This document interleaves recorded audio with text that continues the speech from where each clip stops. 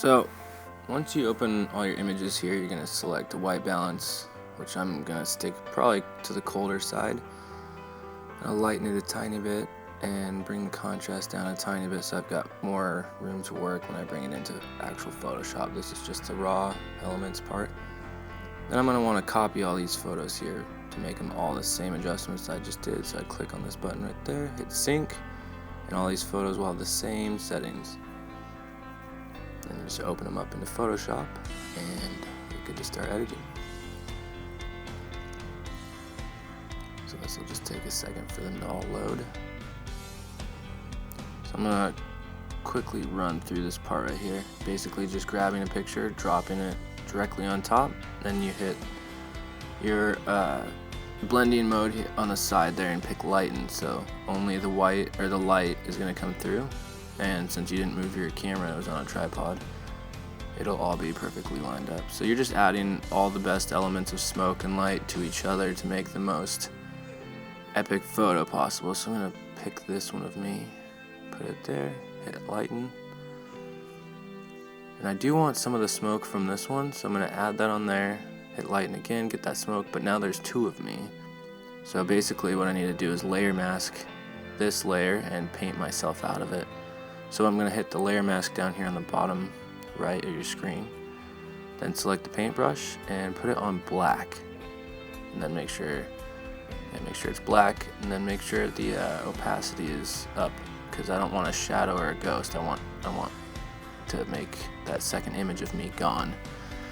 Then you just paint over what you want to get rid of. Pretty simple. So since the camera didn't move at all, it makes it easy to just layer this all on top of each other. And I like to take screenshots like that, or snapshots, so then I can come back to it if I need to. Say I start editing more and I mess up or something, I don't want to get back to that point. That's like my checkpoint, basically.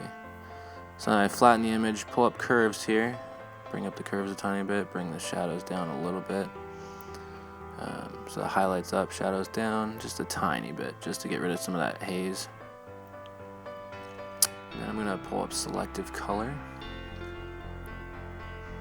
I love playing with selective colors. This is how I get the actual colors I want. It's all about using this black sliders here. So I want to keep it a little bit on the cool side, so maybe not towards the yellow, go more towards the blue.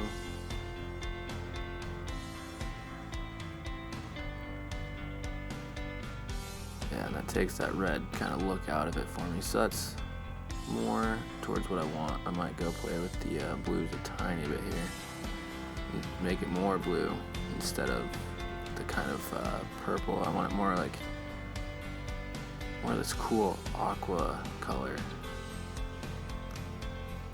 Something about that color intrigues me, so I'm gonna keep it right around here, I think. Make it a little bit brighter in the whites there, probably. I'm sorry, colder. I'm talking about the color still. Just a tiny bit though, so see how it's brightening it, but it's also adding a tiny cold hue to it. So I'm just going to crop this in a tiny bit, and then should be good to save.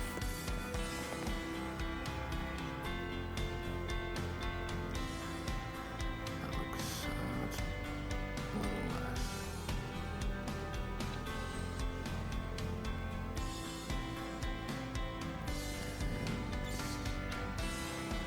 Take a screenshot, snapshot of that. And we'll title it Light Tubes. And then hit save. And yeah, save. I can close this because I'm going to open it up into Lightroom now to do some final colors. Here's my friend London. Shout out to London. Lightroom. Let's open this tutorial folder. Here's the light tubes image we just made down at the bottom. But first, shout out to my boy Bad Bones, Trevor. Okay, here we go. So, oh, low battery. Let me get the charger. Alright, so open this up here. These are all VSCO presets over here.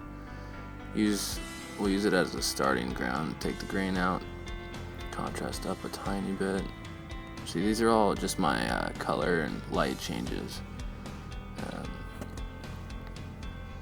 Basically, there's no real right or wrong way to do this. Yeah, I just don't like that. It's a little too warm. It's all interpretation. It's up to you. It's your image, you know. That's if I was to get rid of the auto corrections on there, but I'm good with it. Let me get rid of some of that fade.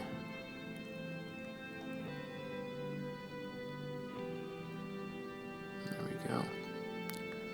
So I'm just going to export this, title it Light Tubes, stay consistent, and that should export here in a second. And let's check out the final product we have. Here we go. So as you can see, super cheap, super awesome photo. Next time I would make the white paper, maybe like black paper. But relatively simple. You don't need much to have awesome portraits.